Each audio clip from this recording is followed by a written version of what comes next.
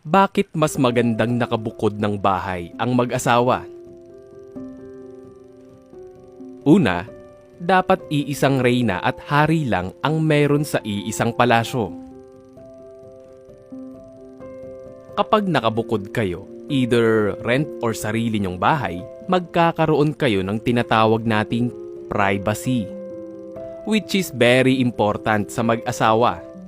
Like me, hindi ako makakilos kapag may ibang tao, kahit magulang o kapatid ko pa. Tip number 2, magagawa nyo lahat ng gusto nyo. Di bali na maghapon kayong nakahilata. Hindi kayo maglinis o tanghali na kayo magising. Wala kang maririnig dahil your house, your rules. Tip number 3, matuto kayo maging independent sa lahat ng bagay. Kung ano ang ihahain mo, ano iluluto mo, paano mag-budget, paano mo ayusan ang bahay, anong gamit ang bibilhin, kulay ng pintura, at iba pa. Tip number 4, ikaw lang ang may kontrol sa pagpapalaki ng iyong anak. Paano mo palakihin at disiplinahin ang anak mo at kung ano ang ipapakain mo o kung ano yung mga bagay na gusto mo para sa anak mo na walang kumukontra. Tip number 5, walang mangingialam kapag may mga problema kayong mag-asawa. Walang kampihan kasi dalawa lang kayong matanda sa bahay, kaya walang mangingialam na kamag-anak. Kasi sa buhay mag-asawa, it's not advisable na may nangingialam.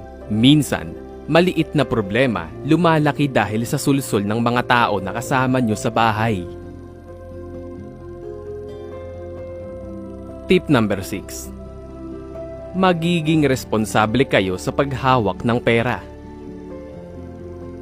Lahat ng finances nyo, kayong dalawa lang ang may kontrol kung paano nyo ito gagastusin.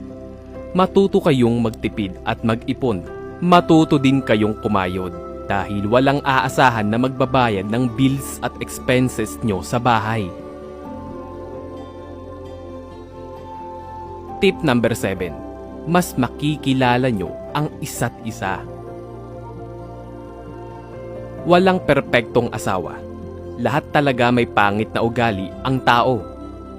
Mabuting kayo lang ang makakita at makatuklas nito. Madalas kung sino pa yung kasama sa bahay, mas natatandaan pa ang pangit na ugali mo kaysa sa mabubuti mong nagagawa. Tip number 8, magkakaroon ka ng kalayaan sa loob ng bahay. Pwede mong tanggalin ang ayaw mo sa nakalakihan mo. You can make your own family traditions. Yung mga paniniwala na wala naman talagang scientific basis. Minsan, ito pa yung nagiging conflict kapag may ibang kasama ka sa bahay. May mga paniniwala kasing OA na ina-apply na rin ng ating mga magulang.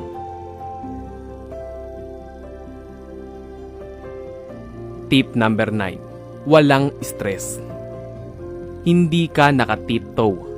Malaya ka kumilos na walang mga mata na nakatingin sa'yo. Tip number 10, peace of mind. This is priceless. Di bali na mag-ulam kayo ng toyo basta walang nangingialam sa inyo. Di baling tanghali ka na gumising. Di baling tamarin ka kumilos. Di baling wala kang magawa maghapon. Walang maninita sa'yo at mangingialam. May mga pagkakataon naman talaga na tayo ay tinatamad at gusto lang muna mag-relax at magpahinga.